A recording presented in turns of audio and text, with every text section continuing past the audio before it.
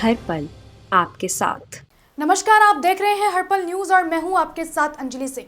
गुजरात राजस्थान के इस बुलेटिन में आपका स्वागत है। खबरों की शुरुआत करेंगे, लेकिन उससे पहले नजर डालेंगे इस वक्त की हेडलाइंस पर।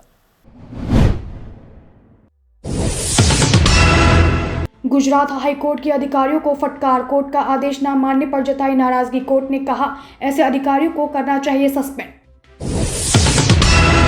पाटन में नशे की रोकथाम को लेकर आबकारी विभाग की पहल, विभाग ने किया शिविर का आयोजन। पुलिस ने बच्चों को नशे से दूर रहने की दी हिदायत। राजस्थान रेलवे स्टेशन जल्द करेगा किराए में इजाफा, यात्रियों के पैसे से बनेंगे देश के 400 स्टेशन। जयपुर मॉडल के 11 स्टेशन की बदलेगी सूरत। राजस्थान में बड़ी ओमिक्रॉन की संख्या 373 के पार पहुंचा आंकड़ा, 24 घंटे में सामने आए 82 नए केस। गुजरात हाईकोर्ट ने कोर्ट के आदेशों का पालन करने वाली सरकारी अधिकारियों का नाराजगी जताई है। चीफ जस्टिस ने फटकार लगाते हुए कोर्ट के आदेश के बावजूद भी रकम न भरने के कारण इसके ब्याज का भार सरकार पर पड़ता है, जो केवल करदाताओं की राशि से जाता है। इसलिए ऐसे अधिकारियों के खिलाफ कार्रवाई की जाए और उन्हें निलंबित किया जाए। अदालत की अवमानना के आदेश पर सुनवाई के दौरान याचिकाकर्ता मुख्य न्यायाधीश ने लोक अभ्याजनिक से मुख्य सचिव को मौजूद रहने को कहा है। बाद में अधिवक्ता को बुलाकर सरकारी अधिकारियों ने रवैये की ओर से ध्यान दिलाया और कहा कि आदेश के अनुपालन को लेकर अधिकारी 20 से 25 पेज का अल्फनामा दाखिल कर अदालत को गुमराह कर रहे हैं। साथ ही हर साल ब्याज भुगतने में करोड़ों रुपए का नुकसान होता है। ऐसा नहीं होना चाहिए, क्योंकि ऐसा करने से सरकार पर आर्थिक बोझ पड़ता है, जिसके लिए अधिकारियों को जवाबदेह ठहराया जाना चाहिए। अगर ऐसा होता है तो अवमानना है मामले में सचिव को मौजूद होना पड़ेगा। महाधिवक्ता ने अदालत से भी कहा है कि ऐसी घटना दोबारा नहीं होगी और इस पर विचार किया जाएगा। गुजरात से राकेश गोसाई की रिपोर्ट। पाटन के बसपा गांव के गांधी आश्रम में आबकारी विभाग ने नशा की रोकथाम को लेकर शिविर का आयोजन किया, जिसमें आबकारी विभाग के आईएएस अधिकारी सुनील कुमार ने पुलिस इंस्पेक्टर हितेश पटेल समेत अन्य लोग मौजूद रहे। शिविर के दौरान पुलिस इंस्पेक्टर ने बच्चों को नशे से दूर रहने की हिदायत दी। बता दें कि शिविर में कोरोना गाइडलाइंस का भी पालन किया गया। गुजरात के हाजिर शहर में लंबे अरसे से सड़क निर्माण कार्य शुरू किया गया है। कॉन्ट्रैक्टर अपनी मनमर्जी से काम कर रहे हैं, जिसके चलते लोगों को परेशानियों का सामना करना पड़ रहा है। सड़क की दोनों साइड खुदाई कर दी गई है, जिसकी वजह से सड़क जाम रहती है। वाहन चालकों और राहगीरों को आने जाने में परेशानियों का सामना करना पड़ता है। 1 साल पहले बनाई गई सड़क को सिर्फ रिपेयर करना था, लेकिन कॉन्ट्रैक्टर ने पूरी तरह तैयार सड़क को तोड़ दिया। आसपास में रहने वाले बुजुर्ग लोग आए दिन गड्ढों में गिरते दिखाई पड़ते हैं। हाजिर नगर पालिका की सड़क निर्माण कार्रवाई से लोगों को में भारी आक्रोश देखने को मिल रहा है। अहमदाबाद के धोलका बगदौर हाईवे पर एक गाड़ी हादसे का शिकार हो गई, जिसमें 3 महिलाएं और 2 पुरुषों की मौके पर ही मौत हो गई। हादसे की सूचना मिलते ही 108 मौके पर ही पहुंची और घायलों का इलाज के लिए धोलका सिविल अस्पताल में भर्ती कराया। पुलिस भी मौके पर पहुंच गई और आगे की जांच में जुट गई। मिली जानकारी के अनुसार इको वाहन में 4 बच्चे, 5 पुरुष और 6 महिलाएं सवार थी, जो वासंग के बरवाल में माता जी के दर्शन करने के लिए निकल रहे थे। गुजरात से संवाददाता राकेश गोसाई की रिपोर्ट। पाटन में रानी का वाक में कोरोना के चलते नो मास्क नो एंट्री नियम बना दिया गया है। साथ ही मैं रानी वाक के दर्शन करने आने वाले पर्यटकों को टीके की 2 खुराक लेनी होगी। बिना मास्क वाले पर्यटकों के वाव प्रवेश करने पर पाबंदी लगाई गई है। आपको बता दें कि पाटन में रानी की वाव के दर्शन करने देश विदेश से हजारों की संख्या में पर्यटक आ रहे हैं, जिसके चलते कोरोना गाइडलाइन का पालन जरूर किया जाएगा। स्थल के अंदर भी यदि कोई पर्यटक बिना मास्क के दिखता है तो उसे तुरंत ही बाहर निकालने के लिए नोटिस दिया जा रहा है। साथ ही सोशल डिस्टेंस का भी ख्याल रखा जा रहा है। बता दें कि गुजरात में कोरोना का कहर लगातार बढ़ता जा रहा है, जिसकी वजह से सावधानियां बरती जा रही हैं। राजकोट में पिछले 24 घंटे में 166 नए मामले दर्ज किए गए हैं। 8 दिन पहले 21 मामले सामने आए थे। 8 दिन में 800% मामले सामने आए हैं। इस तरह कुल पॉजिटिव मामलों की संख्या 43,963 पहुंच गई है। राजकोट शहर में रात 10 बजे से सुबह 6 बजे तक कर्फ्यू लगाया गया है। राजकोट पुलिस कमिश्नर मनोज अग्रवाल ने बताया कि राजकोट जिला में कर्फ्यू का पालन कराया जाएगा। वहीं लोग अपने स्वास्थ्य को लेकर समझदारी दिखाएं, बच्चे घर से बाहर ना निकलें और बाजार में भीड़ इकट्ठा ना करें। पुलिस प्रशासन तैनात है। मास्क और सोशल डिस्टेंस का पालन करना चाहिए। 2022 में तमाम प्रजाजनों ने नवा વર્ષની શુભકામના અને કમનસીબે નવા વર્ષની શરૂઆતમાં જે આપણે બધાને જાણકારી મળી રહી છે કે હવે કોવિડની ત્રીજી લહેર ચાલુ થઈ ગઈ છે। મારી ખાસ નગરજનોને ખાસ કર રાજકોટવાસીઓ से अनुरोध છે, अपील છે, તમે મહત્વંશ પોતપોતાના ઘરે જ રહેવાનો। આવતીકાલ से कर्फ्यू રાતના 10 વાગે से સવારમાં 6 વાગે तक અમલ કરવામાં આવશે। એ જ પ્રમાણે દુકાને પણ 10 વાગે બંધ કરી દેવામાં આવશે। રેસ્ટોરન્ટ में ટેક અવે 11 વાગે तक રહેવાનો છે। સરકારી નિયમોમાં ઘણા બધા ફેરફાર આવ્યા છે જે આપ લોકોને નોટિફિકેશનની જાણકારી મળી જવાની છે। પર મારો કહેવાનો છે કે આપણે સ્વજનોને ભલા માટે, પોતાના પરિવારમાં નાના નાના ફૂલકાઓની ભલા માટે હવે જ્યારે શૈક્ષણિક સંસ્થા પણ બંધ કરવામાં આવી ગઈ છે 9મી ધોરણ સુધી તક, મહેરબાની કરીને મહત્વંશ પોતપોતાના ઘરે। गुजरात के पाटन जिले का मौसम लगातार 3 दिनों से बदला हुआ दिखाई दे रहा है। पाटन में सुबह से ही बादल छाए रहे। बदलते मौसम में विजिबिलिटी कम कर दी, जिसके चलते वाहन चालकों को भी परेशानियों का सामना करना पड़ा। वातावरण में कोहरा छाए रहने के कारण वाहनों की हाईलाइट्स को चालू रखने की जरूरत पड़ी। रबी के फसल पर मौसम का असर देखने को मिला है, जिसकी वजह से किसानों की चिंताएं भी बढ़ चुकी हैं। रात में ठंड और खराब मौसम के चलते ठंड का कहर जारी है। रेलवे जल्द ही यात्री किराए में बढ़ोतरी करेगा। इसके लिए रेलवे ने काका भी तैयार कर लिया है, लेकिन किराए में ये बढ़ोतरी अपक्ष रूप से की जाएगी। दरअसल रेलवे बोर्ड ने जयपुर, गांधीनगर सहित देश में 400 रेलवे स्टेशन विकास और पूर्ण विकास सूची में शामिल किया है। 31 दिसंबर को सभी यात्रियों से स्टेशन डेवलपमेंट फीस लेने का निर्णय लिया था।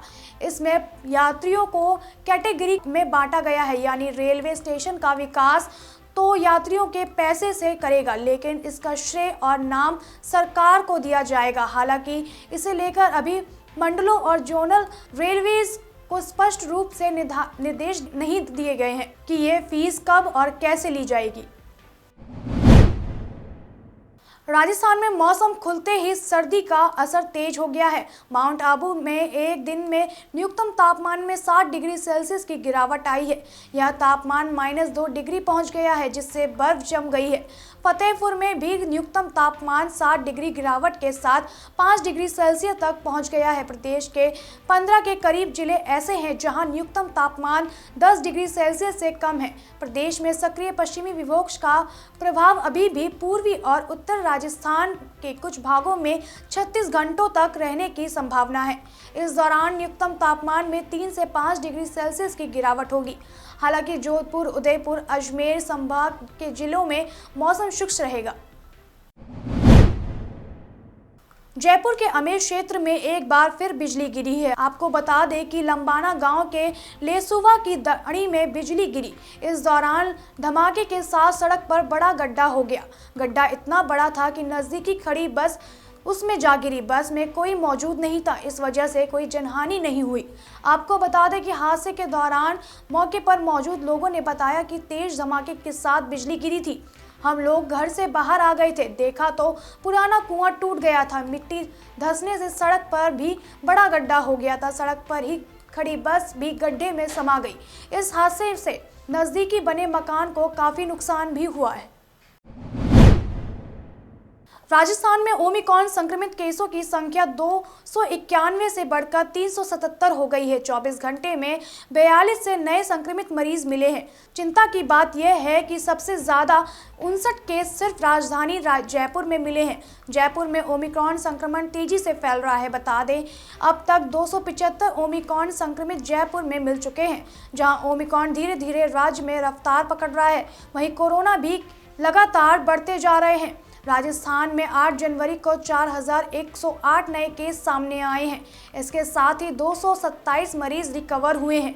हॉटस्पॉट बने जयपुर में सबसे ज़्यादा 1886 केस सामने आए हैं। जोधपुर में 515 नए केस मिले हैं, जिसके बाद प्रदेश में एक्टिव केसों का आंकड़ा 10,287 से बढ़कर 14,166 पहुंच गया है। राज्य सरकार की ओर से कोरोना के बढ़ते केस के चलते शादी और पार्टी में 100 लोगों की लिमिट तय कर दी गई है। इसका सीधा असर होटल इंडस्ट्री पर पड़ रहा है।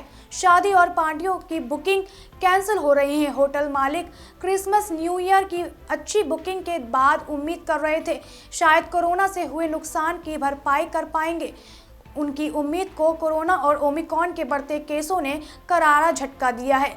हॉस्टल एसोसिएशन के अध्यक्ष गजेंद्र लूनावाल ने बताया कि न्यू ईयर से पहले 80% बुकिंग हुई थी। नई गाइडलाइंस के आते ही वह 5% रह गई। लाखों होटल व्यापारियों पर इसका असर हुआ है। जानकारी के मुताबिक पहले वाली गाइडलाइंस में 200 लोगों ने इकट्ठा होने की अनुमति थी, जिसमें कम व्यक्ति होने के बावजूद होटल के बैंकेट बुक कर रहे थे। अब 100 लोगों की लिमिट होने के कारण 50% लोग अपनी बुकिंग कैंसिल कर रहे हैं। लोगों का कहना है कि 100 लोगों में तो शादी पार्टी का घर ही आ जाता है। होटल वाले लोगों के लिए ऐसे में स्टाफ का वेतन भी भारी पड़ रहा है। दुनिया में कोरोना के ओमिक्रॉन और डेल्टा वेरिएंट की चर्चा है, लेकिन राजस्थान में कोरोना के 7 वेरिएंट संक्रमण फैल रहे हैं। यह जानकारी सामने आई है कि 5000 सैंपल्स की जीनोम सीक्वेंसिंग पर हुई स्टडी से 1 माह के अध्ययन के बाद इसकी रिपोर्ट विशेषज्ञों ने सीएम अशोक गहलोत को दी है।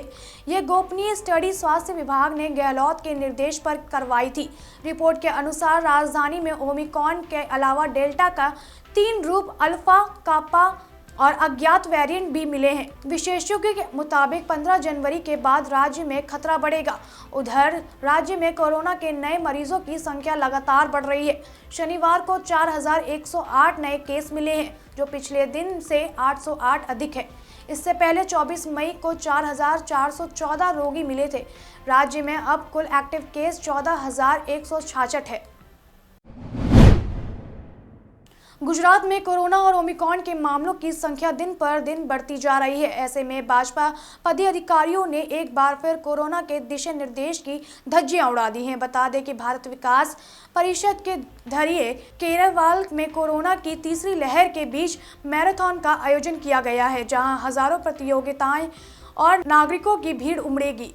इस दौरान कई लोग कोविड के दिशा निर्देश के धज्जियां उड़ाते हुए दिखाई दिए हैं। वहीं मैराथन के सांसद राजेश चुड़ासमा, जिला भाजपा अध्यक्ष मानसिंह परमार, नगर पालिका अध्यक्ष पीयूष फोफुड़ी समेत राजनीतिक अधिकारियों ने हरी झंडी दी है। हालांकि आयोजन संस्था भारत विकास परिषद के कपिलेश शाह के खिलाफ से योजना बनाने का मामला दर्ज किया गया है। वहीं परिवहन और पर्यटन राज्य मंत्री अरविंद रैनिया ने रैली से पहले स्थिति की समीक्षा की है। गुजरात में कोरोना का कहर बढ़ता जा रहा है। वहीं सूरत में कोरोना के सबसे ज्यादा मामले सामने आ रहे हैं। आपको बता दें कि सरकार ने हाल ही में राज्य पर कुछ प्रतिबंध लगाए हैं। एक तरफ कोरोना के मामले और दूसरी तरफ पाबंदियों से मजदूरों पर लॉकडाउन की हड़कंप मच गई है। आपको बता दें कि सूरत रेलवे स्टेशन पर कई श्रमिकों को लॉकडाउन के डर से अपने वेतन जाने के लिए मजबूर किया गया। मजदूरों ने यह भी आरोप लगाया है मिल मालिकों ने 1 जनवरी से कुछ मजदूरों को बर्खास्त कर दिया था, जिसके बाद कोरोना के सामने मामले बढ़ते नजर आ रहे। शहर के कई मालिक मजदूरों को काम पर रखने से इनकार कर रहे हैं। तालाबंदी के डर से श्रमिक को पलायन करने पर मजबूर किया गया। गुजरात से राकेश गोसाई की रिपोर्ट। देश दुनिया की सभी बड़ी खबरों के लिए बने रहिए हर्पल न्यूज के साथ।